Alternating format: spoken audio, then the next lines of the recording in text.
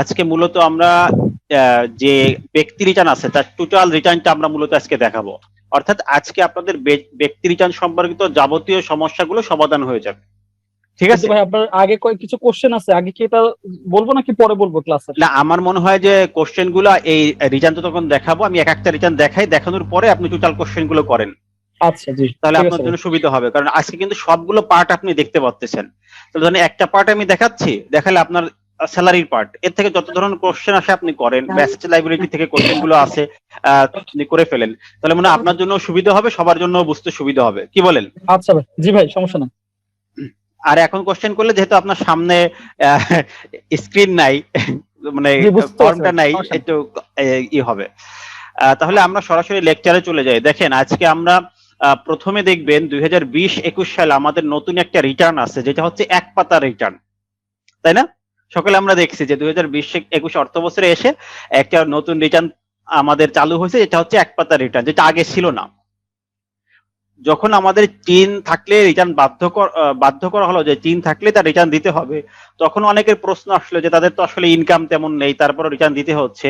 সেই আলোকেই মূলত আমাদের বাজেটের পরে এই রিটার্ন ফর্মটা তৈরি হয়েছে। তা আমরা প্রথমে সেই রিটার্ন ফর্মটা একটু দেখি, দেখার পরে এরপরে আমাদের IT11 2016 যেটা সব থেকে আপডেটেড রিটার্ন ফর্ম, সেটা আমরা দেখব।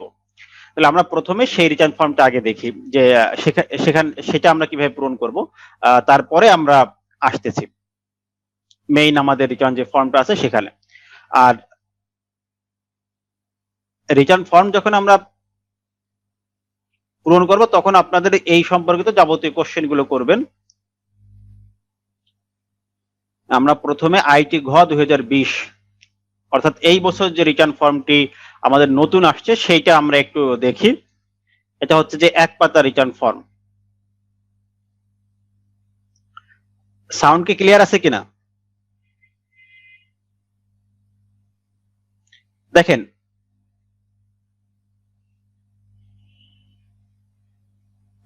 এইটা হচ্ছে আমাদের টোটাল ফর্মটা, এক পাতা রিটার্ন ফর্মটা এরকম। এই যে এক পাতা শেষ, এটা হচ্ছে টোটাল আমাদের রিটার্ন ফর্মটা, এটা পূরণ করতে হবে। ঠিক আছে? এখন ফার্স্ট কোশ্চেন হচ্ছে যে এটা আসলে কাদের জন্য, কারা পূরণ করবে। প্রথমে কিছু ক্রাইটেরিয়া দেওয়া আছে। দেখেন আপনি যখন রিটার্ন ফর্মটি দেখবেন, IT 2020 এই রিটার্ন ফর্মটি তৈরি হয়েছে আমাদের ইনকাম ট্যাক্স অর্ডিন্যান্স 1984 এর আন্ডারে এই রিটার্ন ফর্ম তৈরি করা হয়েছে। প্রথম কন্ডিশন দেখেন আপনি এই পাশে দেখতে পাচ্ছেন, এটা হচ্ছে ইউনিভার্সাল সেলফ। অর্থাৎ এই রিটার্ন ফর্মটি আমরা জানি রিটার্নের দুটি প্রক্রিয়া আছে রিটার্ন জমা দেওয়ার। একটা হচ্ছে ইউনিভার্সাল সেলফ অর্থাৎ সর্বজনীন স্বনির্ধারণী পদ্ধতি আন্ডার 82BB সেকশন, আর একটা আছে সাধারণ।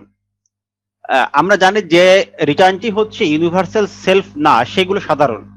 এই ইউনিভার্সাল সেলফ রিটার্নের জন্য কিছু শর্ত পূরণ করা লাগে, যেমন আপনাকে নিজে রিটার্নটি পূরণ করতে হবে এবং প্রপার ডকুমেন্টেশন আপনাকে দিতে হবে এবং টাইমলি, অর্থাৎ ট্যাক্স ডে যদি টাইম পিটিশন নেন তাহলে টাইম পিটিশনের ভিতরে অর্থাৎ টাইমলি আপনাকে রিটার্নটা সাবমিশন করতে হবে, তাহলেই শুধুমাত্র। এবং আপনি যদি ফর্মে ইউনিভার্সাল সেলফে টিক দেন তাহলেই শুধুমাত্র এটাকে ইউনিভার্সাল সেলফ রিটার্ন হিসেবে কাউন্ট করা হবে। তাছাড়া কিন্তু এটা সাধারণ রিটার্ন বা জেনারেল রিটার্ন হিসেবে কাউন্ট করা হবে। তাহলে আপনাকে প্রথমে কন্ডিশন হচ্ছে এখানে যে এটা হচ্ছে যারা শুধুমাত্র ইউনিভার্সাল সেলফ রিটার্ন দিবেন তাদের জন্য প্রযোজ্য। ধরেন একজন ব্যক্তি চাইলো তিনি 2019-20 রিটার্নটা সাবমিশন করবেন, তাহলে কিন্তু তিনি এই ফর্মটা পূরণ করতে পারবেন না। ঠিক আছে? তাহলে ফার্স্ট কন্ডিশন হচ্ছে এটা ইউনিভার্সাল সেলফ অর্থাৎ 82BB তে যারা রিটার্ন দিবেন তাদের জন্য এই রিটার্ন ফর্মটি প্রযোজ্য হবে। এতটুকু সবাই বুঝতে পারছি কিনা?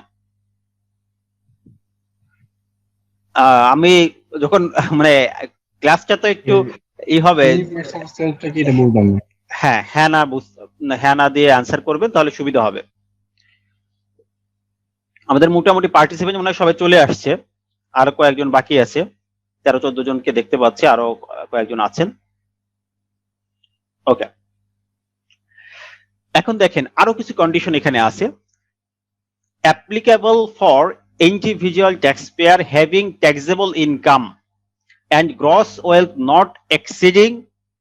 দেখেন প্রথমে আছে taxable income and gross wealth. Taxable income হচ্ছে তার 4 লাখ ক্রস করবে না, ঠিক আছে, নট আমার মনে হয় এক্সিডিং এইটাই 4 লাখ। সবচেয়ে বড় ক্রাইটেরিয়া, আমার মনে হয় এইটাই সবচেয়ে বড় ক্রাইটেরিয়া, কারণ ইউনিভার্সাল সেলফ তো আমাদের A2B তো আমরা আগেও দিছি, ঠিক না? হ্যাঁ হ্যাঁ অবশ্যই, না আমি বলছি যে ইউনিভার্সাল সেলফ ছাড়া অন্য রিটার্ন হবে না।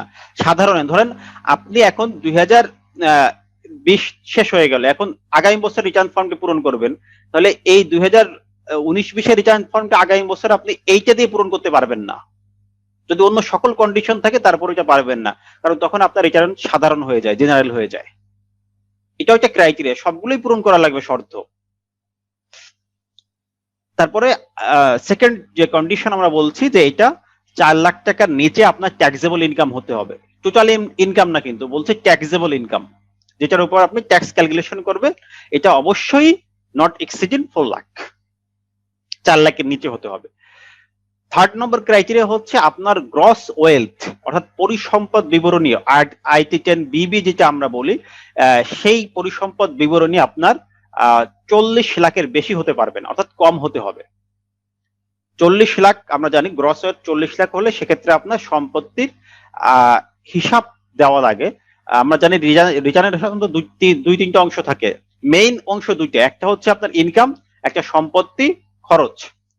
এই তাই এখানে সম্পত্তি এবং খরচের হিসাবটা দরকার হবে না যদি আপনার 40 লাখের নিচে আপনার গ্রস ওয়েলথ হয়, সেই কথা এখানে বলছে। এখান থেকে আমরা 3টে কন্ডিশন পেলাম।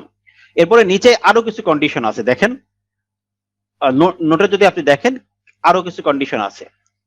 কন্ডিশন গুলো কি কি এদিকে একটু দেখেন। হ্যাভ, এই যে don't have any motor car, মানে ডিক্লারেশন দিতে হচ্ছে যে আমার কোনো মোটর কার নেই। তার মানে যদি কোনো ব্যক্তির মোটর কার থাকে তাহলেও তার জন্য এই রিটার্নটি প্রযোজ্য হবে না। এই কন্ডিশন কিন্তু উপরে লেখা, নিচের দিকে লেখা আছে যে আপনি ভেরিফিকেশন যখন দিচ্ছেন তখন আপনি ডিক্লারেশন দিচ্ছেন যে I don't have any motor car. এর অর্থ যে যদি কোনো ব্যক্তির মোটর কার থেকে থাকে তাহলেও এই রিটার্ন ফর্মটি তার জন্য প্রযোজ্য হবে না। এরপরে আরেকটা দেখেন, তাহলে আমরা কন্ডিশন বললাম 4টা, উপরে 3টা, এই একটা, 4টা। 5 নম্বর কন্ডিশন হচ্ছে an investment in house property or in apartment in any city corporation area, অর্থাৎ সিটি কর্পোরেশন এরিয়ায় আপনার কোনো অ্যাপার্টমেন্টে ইনভেস্টমেন্ট নাই অথবা হাউস প্রপার্টিতে কোনো ইনভেস্টমেন্ট নাই, তাহলেই শুধুমাত্র আপনি এই রিটার্ন ফর্মটি পূরণ করতে পারবেন। সহজ কথা, এই 5টি কন্ডিশন যদি আপনার না থাকে তাহলে আপনি এই রিটার্ন ফর্মটি পূরণ করতে পারবেন। এখন অনেক করদাতা পাবেন, যেহেতু এই বছর দেখছেন যে আপনি নতুন আইন হওয়ার কারণে যে টিন থাকলে রিটার্ন সাবমিশন করতে হবে, অনেকে টিন বিভিন্ন কারণে খোঁজার কারণে এই আইনের বাধ্যবাধকতার যে সিস্টেম, এই সিস্টেমে পড়ে যাওয়ার কারণে তাদের কিন্তু এবার রিটার্ন ফর্মটি পূরণ করতে হচ্ছে। সেক্ষেত্রে তারা এই এক পাতার ফর্মটি ইউজ করতে পারে, এটা খুবই সহজ, এখানে কোনো হ্যারাসমেন্ট নাই, তেমন কিছু লেখা লাগে না, তাহলে এই রিটার্ন ফর্মটি পূরণ করতে পারে। তাহলে এই রিটার্ন ফর্মের 2টা অংশ একটু খেয়াল করলে বুঝতে পারবেন যে প্রথম অংশ এই যে আইটি ঘ 2020 এখান থেকে শুরু হয়ে এই পর্যন্ত একটা অংশ, যেটা হচ্ছে যে আপনার পূরণ করতে হবে, এবং দ্বিতীয় অংশ আপনার পূরণ করতে হবে, কিন্তু দ্বিতীয় অংশ হচ্ছে আপনাকে ফেরত দিবে। আর উপরের অংশটা অর্থাৎ এক পাতা রিটার্ন ফর্মের একটা অংশ অফিস রেখে দিবে, আর বাকি এই নিচের অংশ যে চোখ দেখতে পাচ্ছেন এটা আপনাকে ফেরত দিবে। এটাই হচ্ছে অ্যাকনলেজমেন্ট রিসিপ্ট। তাহলে এক পাতার ভিতরে আপনার 2টা অ্যাকনলেজমেন্ট স্লিপও হয়ে যাচ্ছে, আবার আপনার রিটার্নটাও হয়ে যাচ্ছে।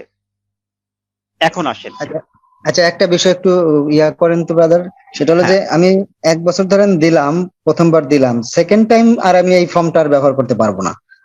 না না, সেকেন্ড টাইম পারবেন। সেকেন্ড টাইম তো আপনার ইউনিভার্সাল সেলফ হচ্ছে, সমস্যা নেই তো। আমার যদি অন্যান্য ওই ক্রাইটেরিয়া গুলো ঠিকঠাক থাকে তাহলে আমি সেকেন্ড টাইম থার্ড টাইমও করতে পারবো, অসুবিধা নেই? থার্ড টাইম করতে পারবেন যদি ক্রাইটেরিয়ার ভিতর না থাকে। আমি বললাম যদি ইউনিভার্সাল সেলফ হয় আপনি অন্য ক্রাইটেরিয়া পূরণ করলে সেকেন্ড টাইম হোক থার্ড টাইম হোক পারবেন। কিন্তু ধরেন আপনার এবছর রিটার্ন দেওয়ার বাধ্যবাধকতা ছিল, যে কোনো কারণে আপনি দেন নাই, তাহলে আগামী বছর আপনার রিটার্নটা কি হয়ে যাবে? সাধারণে চলে যাবে। হ্যাঁ, ডিউ হয়ে যাবে, সাধারণে চলে যাবে। এই বছর রিটার্নটা আপনার আগামী বছর যখন সাবমিশন করবেন, এই বছর রিটার্নটা এবছর দেন নাই, সেক্ষেত্রে আপনার এটা হয়ে যাবে সাধারণ। সেই ক্ষেত্রে আপনি এই ফর্মটা ইউজ করতে পারবেন না। ক্লিয়ার কিনা? বাট যদি এবছর রিটার্ন সাবমিশন করেন তাহলে আপনার ইউনিভার্সাল সেলফ হলো। আগামী বছরে এই ফর্ম পূরণ করতে পারবেন যদি অন্যান্য ক্রাইটেরিয়া আপনি এর পূরণ করতে পারেন। স্যার হ্যাঁ, ঠিক। ইউনিভার্সাল জিনিসটা একটু যদি রিপিট করতেন। বুঝতে পারছি। আমি এই জিনিসটা প্রথমে ক্লিয়ার করছিলাম, আপনি কি প্রথমে ছিলেন না? এটা তো স্যার, প্রায় 5-7 মিনিট লেকচার দিলাম যে ইউনিভার্সাল সেলফ বিষয়টা কি। কে কে প্রশ্ন করছেন কোন ভাই? জি আতাউর। আতর ভাই, আপনি কি প্রথমে ছিলেন না আমি যখন এটা ছিলাম, বাট আমার সাউন্ড প্রবলেম হইতেছিল। ও আমি সংক্ষেপে স্যার। বলি। হ্যাঁ স্যার স্যার আমিও একটু স্যার মিস করছি স্যার, আসলে ইউনিভার্সাল সেলফ ফর্ম সম্পর্কে স্যার জানতে আমিও ছিলাম, বাট মানে সাউন্ডটা আসে নাই স্যার। ওকে ঠিক আছে। দেখেন যদি আমি আরেকটু রিপিট করেন। হ্যাঁ রিপিট করছি একদম সহজে, এখন 2-1 মিনিটে 2 মিনিটে বলি যে আমাদের রিটার্নের পদ্ধতি হচ্ছে দুইটা। একটা হচ্ছে 82BB যাকে আমরা বলি ইউনিভার্সাল সেলফ, আর একটা হচ্ছে সাধারণ। তা ইউনিভার্সাল সেলফ রিটার্নের কিছু শর্ত আছে। প্রথমে আপনাকে টিক দিতে হবে রিটার্নে যে এটা ইউনিভার্সাল সেলফ, ঠিক আছে? সেলফে টিক দিবেন। টিক দেওয়ার পরে আরো কিছু কন্ডিশন আছে যে এই রিটার্নটা আপনাকে নিজেই পূরণ করতে হবে, আপনার নিজেই ট্যাক্স অ্যাসেসমেন্ট থাকতে হবে। যেমন রিটার্ন আপনি টিক দিয়ে পূরণ করলেন কিন্তু কোনো অ্যাসেসমেন্ট করা নাই, তাহলে কিন্তু এটা হবে না। আপনাকে টোটালি নিজে অ্যাসেসমেন্ট করতে হবে এবং অ্যাসেসমেন্ট অনুযায়ী যে কর আসছে সেই কর পরিশোধ করতে হবে। এরপরে কন্ডিশন হচ্ছে এই সব পূরণ করার পরে আপনাকে টাইমলি সাবমিশন করতে হবে, অর্থাৎ আপনার যে টাইম বাইন্ডিং আছে ট্যাক্স ডেট, যদি অতিরিক্ত 2 মাস সময় নেন বা আরো বেশি সময় পান সেক্ষেত্রে ওই টাইমের মধ্যেই কিন্তু আপনাকে রিটার্নটি সাবমিশন করতে হবে, তাহলেই ইউনিভার্সাল সেলফ হিসেবে রিটার্নটি গণ্য হবে। এই 2-3টে কন্ডিশন পালন করলেই হবে। এছাড়া অন্য যে কোনো রিটার্ন আপনার সাধারণ। ক্লিয়ার কিনা? একদম সহজ ভাষায় বললাম। স্যার আসসালামু আলাইকুম। আমি যদি 1 বছর ইন জেনারেল দেই, পরের বছর কি আমি ইউনিভার্সাল দিতে পারবো? অবশ্যই পারবেন। ধরেন আপনি এই বছরে সাধারণ রিটার্ন সাবমিশন করলেন, আগামী বছর আপনি ইউনিভার্সাল সেলফও দিতে পারবেন, কোনো সমস্যা নেই। আবার এই বছর ইউনিভার্সাল সেলফে আপনি রিটার্ন সাবমিশন করলেন, আগামী বছর আপনার যে কোনো কারণে রিটার্ন দিতে দেরি হয়ে গেল, অথবা আপনি মনে করলেন না ওই ট্যাক্স তো আমার অডিটে পড়ে, রিটার্নে ঝামেলা, আমি সাধারণে দিই, তাও পারবেন। ইউনিভার্সাল সেলফ রিটার্ন দিলে সুবিধাটা হচ্ছে এখানে আপনার বুঝতে হবে, যখন ইউনিভার্সাল সেলফে রিটার্ন দিবেন তখন আপনার রিটার্নটা ট্যাক্স ডিপার্টমেন্ট অ্যাসেসমেন্ট করবে না, তারা মনে করবে এটাই সঠিক এবং তারা আপনাকে একটা অ্যাকনোলেজমেন্ট স্লিপ দিয়ে দিবে। প্রয়োজনে আপনি যদি সার্টিফিকেট চান সার্টিফিকেটও তারা ইস্যু করবে। বুঝতে পারছেন স্যার কিন্তু যখন সাধারণ হবে রিটার্নটি তখন আপনাকে কি করতে হবে, ওই ট্যাক্স ডিপার্টমেন্ট আপনার কাছে ডকুমেন্ট চাইবে এবং আপনাকে শুনে অর্থাৎ শুনানির একটা সুযোগ দিয়ে তারা কিন্তু অ্যাসেসমেন্টটা করবে এবং সেই অ্যাসেসমেন্টটাই হবে ফাইনাল। আপনি যে অ্যাসেসমেন্টটা করেও যদি জমা দেন সেক্ষেত্রে তাদের অ্যাসেসমেন্টটা হচ্ছে ফাইনাল হবে। এখন প্রশ্ন হচ্ছে যে স্যার আমাদের ইউনিভার্সাল সেলফ রিটার্ন দিলে আমাদের কি অডিট করার বিধান আছে কিনা? না, আর যদি কিছু কন্ডিশন আপনি পালন করেন তাহলে এই রিটার্নটি অডিট হবে না। যেমন আপনি 20% ইনকাম আপনার বাড়াতে হবে গত বছরের থেকে, এরপর কোন ধরনের বিদেশি ফরেন ইনভেস্টমেন্ট এখানে আনা যাবে না, এরকম অনেকগুলো কন্ডিশন আছে। ঠিক আছে, আপনার যে যদি কোনো রিবেট দাবি করেন সেক্ষেত্রে আপনার ডকুমেন্টগুলো নিতে হবে, ডকুমেন্টগুলো সাবমিশন করতে হবে। তারপরে যদি আপনি দেখা যাচ্ছে যে কোনো ঋণ 5 লাখ টাকার উপরে নেন সেক্ষেত্রে ব্যাংক স্টেটমেন্ট আপনাকে দিতে হবে, ঋণের স্টেটমেন্ট দিতে হবে, তাহলে এটা অডিটে পড়বে না। ঠিক আছে, এইসব কন্ডিশন পূরণ করেই কিন্তু আপনি ইউনিভার্সাল সেলফে রিটার্ন সাবমিশন করবেন।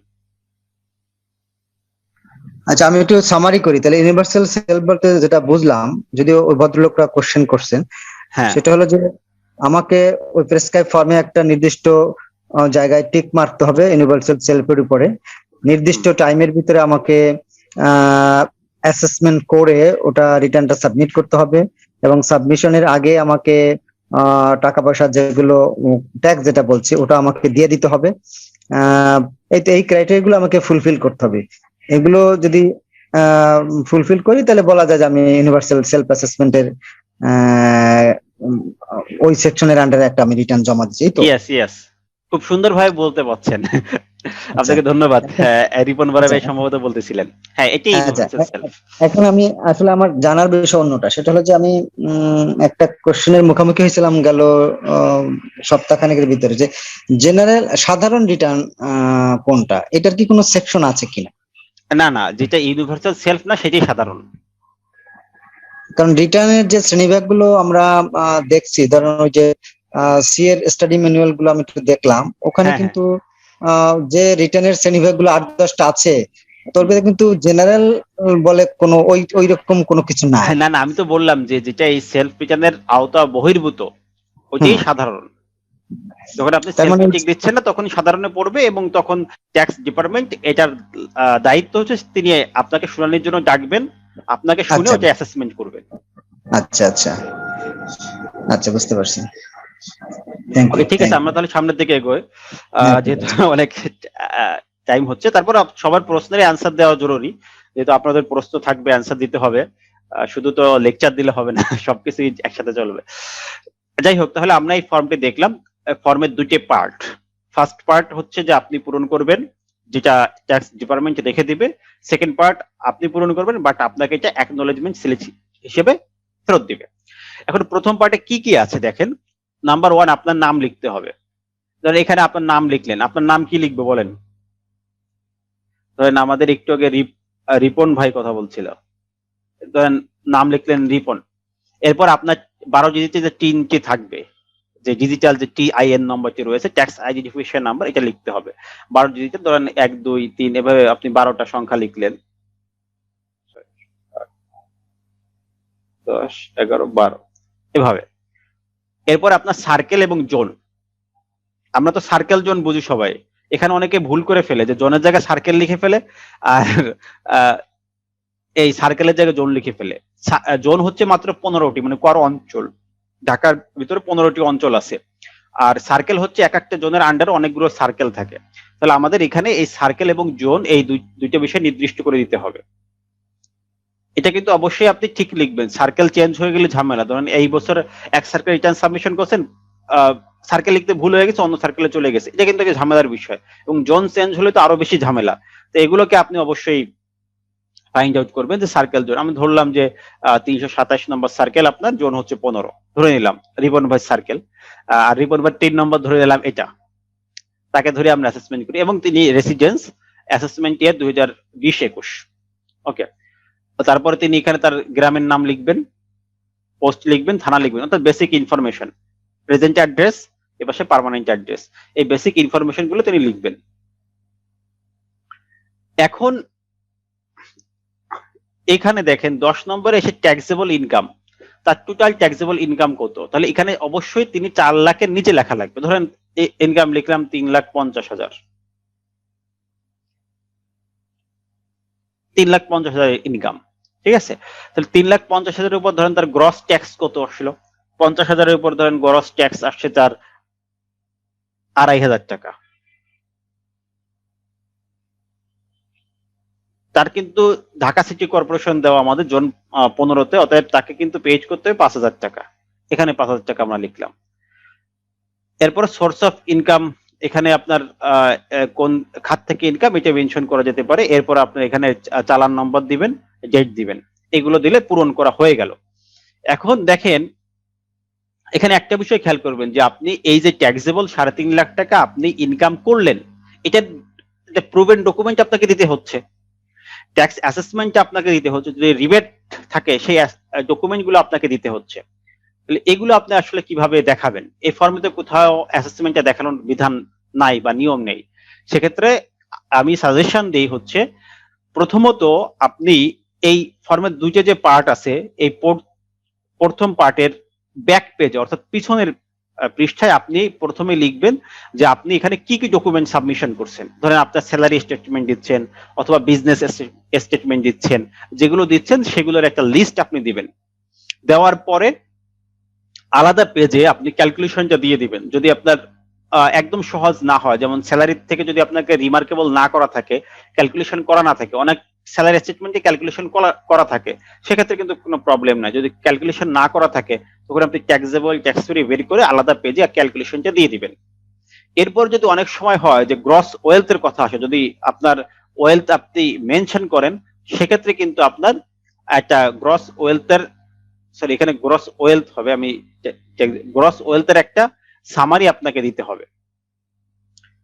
ঠিক আছে, গ্রস ওয়েলথ যদি আপনার 40 লাখের নিচে হয় সেক্ষেত্রে একটা সামারি আপনাকে দিতে হবে। এটা আপনি আইটি 10 বিবি পূরণ করেও দিতে পারেন, অথবা নিজের মতো করে যে এই সম্পত্তি আছে টোটাল এত অ্যামাউন্ট, এভাবে একটা গ্রস ওয়েলথ আপনি মেনশন করতে পারেন। ঠিক আছে, আর যদি এর নিচে হয় তাহলে গ্রস ওয়েলথ মেনশন করা আপনার জন্য ম্যান্ডেটরি না। তাহলে এখানে আপনি চিন্তা করেন, যদি আপনি ওয়েলথ মেনশন করার ভিতরে পড়ে যান সেক্ষেত্রে কিন্তু আপনি কি করবেন, আপনি একটা সামারি আলাদা পেজে, এডিশনাল পেজে আপনি এটাকে অ্যাসেসমেন্ট করে নেবেন। দেখবেন এটাও কিন্তু একটু ঝামেলার বিষয় যে আপনার যদিও এক পাতা রিটার্ন, তারপরে কিন্তু অন্যান্য বিষয়গুলো আপনার কিন্তু পূরণ করতে হচ্ছে। তাহলে এটা আমরা দেখলাম। এরপরে হচ্ছে যে লাস্টে ভেরিফিকেশনটা দিলেন, এখানে আপনার নাম লিখলেন যে আই এম, এখানে রিপন ভাই বলছিলাম, রিপন লিখলেন। এরপর ফাদার নামটা লিখবেন, তারপর 3 নাম্বারটা লিখলেন, উপরে যে 3 নাম্বারটা মেনশন করেছি। ডিক্লারেশন দেওয়ার পর এখানে সিগনেচার করবেন এই অংশে। এরপর লাস্ট যে অংশে, এটা হচ্ছে সামারি, উপরে যা পূরণ করছেন এর সামারি। যেমন এখানে আপনার নাম লিখলেন, যেমন এখানে আমরা আগে লিখছিলাম রিপন লিখছিলাম।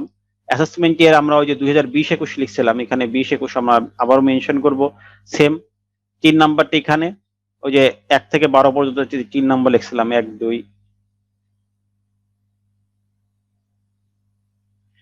এটা 3 নম্বর লিখছিলাম। সার্কেল লিখছিলাম 327, এখানেও 387 লিখতে হবে। এবং জোন লিখছিলাম আমরা 15 উপরে, এটা লিখলাম। ট্যাক্সেবল ইনকাম লিখছিলাম আমরা 3,50,000। আর গ্রস ওয়েলথ আমরা লিখি নাই, গ্রস ওয়েলথটা লিখে নেই, তাহলে এখানে দরকার নেই।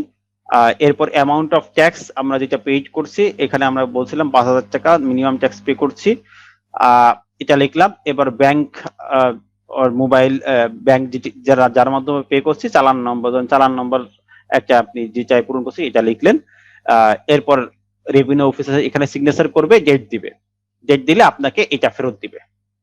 তাহলে মোটামুটি আমাদের দেখা গেল এক পাতা রিটার্নটি এভাবে পূরণ করা হয়ে গেল।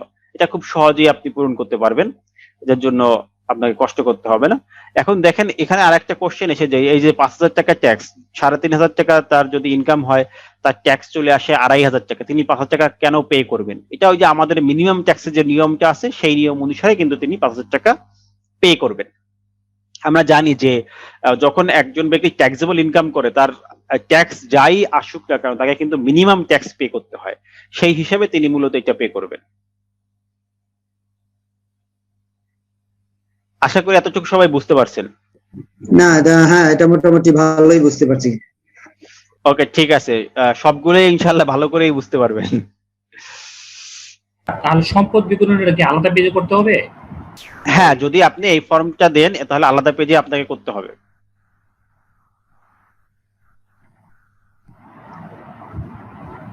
দেখি যে আইটি 10 এর যে একটা পেজ আছে এটাতে দিতে হবে, না একটা সাদা পেজ আমি করে দিলে হবে নিজের মতো করে? সাদা পেজে দিলেও হবে, আইডি 10 এর বির মতো করে দিলেও হবে, সমস্যা নেই।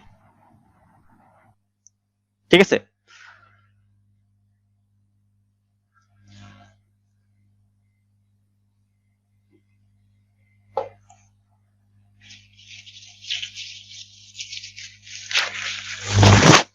তাহলে আমাদের এই যে ফর্মটা, এই ফর্মে থেকে কারো কোনো কোশ্চেন আছে কিনা?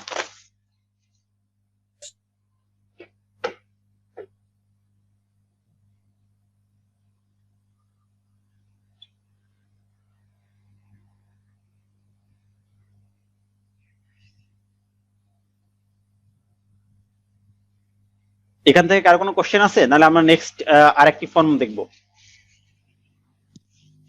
স্যার, হ্যাঁ, গ্রস ওয়েলথ তো ওখানে দিলেন না। যদি গ্রস ওয়েলথটা স্যার আপনি বলছেন 40 লাখ টাকার নিচে, সাপোজ হ্যাঁ। ধরে নিলাম যে ওনার গ্রস ওয়েলথ 35 লাখ, সেক্ষেত্রে স্যার কি হবে? তাহলে আপনি দিতে পারবেন, সমস্যা নেই। আপনি ওখানে 35 লাখ মেনশন করবেন, মেনশন করে একটা ব্যাখ্যা আপনি দিয়ে দিবেন। আচ্ছা স্যার, সেক্ষেত্রে কি আইটি 10 ফর্ম পূরণ করে দিতে হবে? যে আমার না, আমি তো এটা বললাম যে আপনার জন্য এটা ম্যান্ডেটরি না, আপনার ওই ফরম্যাটেই দেওয়া লাগবে। এটা আপনি ওই ফরম্যাটে দিলে আপনার জন্য সুবিধা, সহজে হয়ে গেল। আর না হলে আপনি নিজে একটা হিসাব দিলেও হবে, সাদা পেজে দিয়ে অ্যাটেস্ট করে দিবেন। অবশ্যই আপনি যে ওয়েলথের অ্যাসেসমেন্টটা দিচ্ছেন, এটা আপনাকে ওই যে আমি যেটা বললাম যে পিছনে লিখে দিতে হবে, এই লেখাটা আপনার জন্য ম্যান্ডেটরি। না লিখলে কিন্তু এটা আর হচ্ছে না, বুঝতে পারছেন? যে আপনি কি কি কাগজগুলো দিচ্ছেন বা কি কি অ্যাসেসমেন্ট দিচ্ছেন। ঠিক আছে স্যার। গ্রস ওয়েলথ যদি 40 এর উপরে চলে যায় তাহলে কি হবে? তাহলে তো এ ফর্ম আপনি পূরণ করতে পারবেন না। এত ফার্স্ট কন্ডিশনই নেই যে এই ফর্মটা আপনি পূরণ করবেন। আমার তো কন্ডিশন ছিল যে এই ফর্মটা আপনি কখন পূরণ করতে পারবেন, সেক্ষেত্রে তো বলেছি যে 40 লাখ টাকার উপরে যদি গ্রস ওয়েলথ হয় দেন আপনি এই ফর্মটা পূরণ করতে পারবেন না।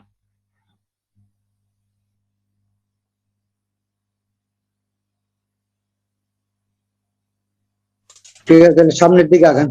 ওকে, ঠিক আছে। এরপরে আমরা দেখেন আমাদের ব্যক্তি ফর্ম মূলত 5 ধরনের আছে। তা আমরা সব থেকে যে আপডেট ফর্ম, এটা আমরা 2 প্রক্রিয়া আপনাদের দেখাই। প্রথমে আমি ওয়ার্ড ফাইলে দেখাই, এই কারণে যে ওয়ার্ড ফাইলে লিঙ্ক আপ করা নেই, আপনাদের বোঝার সুবিধার্থে। আর এক্সেল শিটে দেখালে লিঙ্ক আপ করা আপনাদের বুঝতে দেখা যাচ্ছে একটা অটোমেটিক্যালি চলে গেছে, বোঝাতে অসুবিধা হবে। এই জন্য প্রথমে আমি লিঙ্ক আপ ছাড়াটা দেখাই, অর্থাৎ ওয়ার্ড ফাইলে। ঠিক আছে, যে কোন জায়গায় কি লিখতে হবে, কিভাবে পূরণ করতে হবে, তাহলে আপনাদের জন্য মনে হয় সুবিধা হবে। দেখা যাচ্ছে ফর্মটা? একটু বড় করে দেখেন। হ্যাঁ, দেখতে পাচ্ছি। ওকে, এটা হচ্ছে দেখেন IT 11 ঘ 2016, এটা হচ্ছে ফর্মের নাম IT 11 ঘ 2016। অর্থাৎ আমাদের ব্যক্তি ফর্ম আছে 5 ধরনের। এই 5 ধরনের এই সব থেকে আপডেট ফর্ম হচ্ছে এটা। অন্যান্য ফর্মের ক্ষেত্রে ক্রাইটেরিয়া আছে যে এই ফর্মটা যে IT উমো 2000 IT উমো এটা পূরণ করবে শুধুমাত্র স্যালারিড পারসন, এরকম কিছু কন্ডিশন আছে। বাট এই ফর্মটা সবার জন্য, যে খাত থেকে আপনার ইনকাম থাকুক না কেন আপনি কিন্তু এই ফর্মটা পূরণ করতে পারবেন, কারণ এই ফর্মটা সেইভাবে তৈরি করা।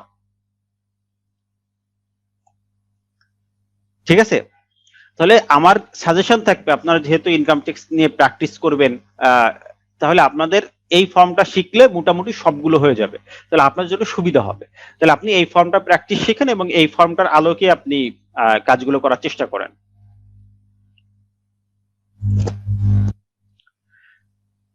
এখন আসেন দেখেন, এটা হচ্ছে return of income for an individual HSC, ব্যক্তি করদাতার জন্য।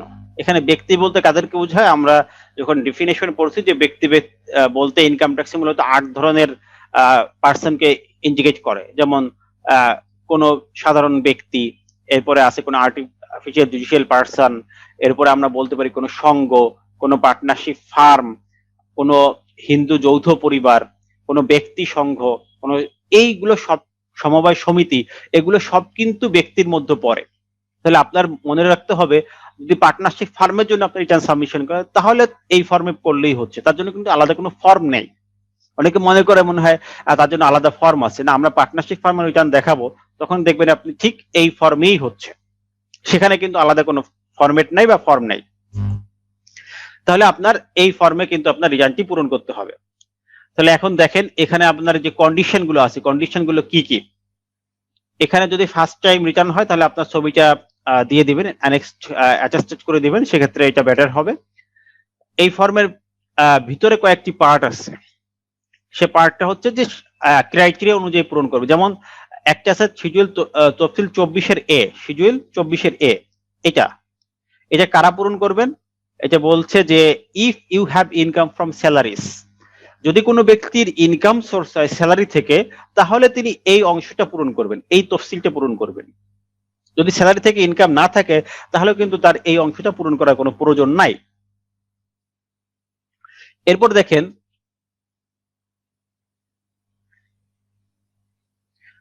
দ্বিতীয়ত এসে বলল যে শিডিউল 24-এর B, if you have income from house property, যদি আপনার হাউস প্রপার্টি থেকে ইনকাম হয় তাহলেই কেবল শুধুমাত্র আপনার এই ফর্মটা পূরণ করতে হবে, এই অংশটা 24-এর বিটা, তাছাড়া দরকার নেই। এরপরে শিডিউল 24-এর সি দেখেন, if you have income from business or profession, যদি কোনো ব্যক্তির ইনকাম সোর্স হয় বিজনেস থেকে অথবা কোনো পেশা থেকে, কোনো প্রফেশন হতে, তাহলে কিন্তু আপনার এই ফর্মটা পূরণ করতে হবে। এরপর শিডিউল 24-এর ডি দেখেন, if you have claim tax rebate, যদি আপনার ট্যাক্স রিবেট ক্লেম করেন যে আমার ট্যাক্স রিবেট আছে, আমি এখানে বিনিয়োগ করেছি বা ইনভেস্ট করেছি, তাহলে কিন্তু আপনার এই ফর্মটা পূরণ করতে হবে। ওকে, তাহলে আমরা মোটামুটি ফর্মের একটা পরিচিতি দেখলাম যে এর ভিতরে কি কি পার্ট আছে। এরপর আমরা পার্ট 1-এ চলে যাই। পার্ট 1-এ হচ্ছে বেসিক ইনফরমেশন, যেখানে আপনার বেসিক ইনফরমেশন গুলো থাকবে। যেমন প্রথমে আমি বলছিলাম লিখতে হয় অ্যাসেসমেন্ট ইয়ার, মানে যে বর্ষে আপনি হিসাব করছেন এটাই বলা হয় হিসাবের বর্ষ।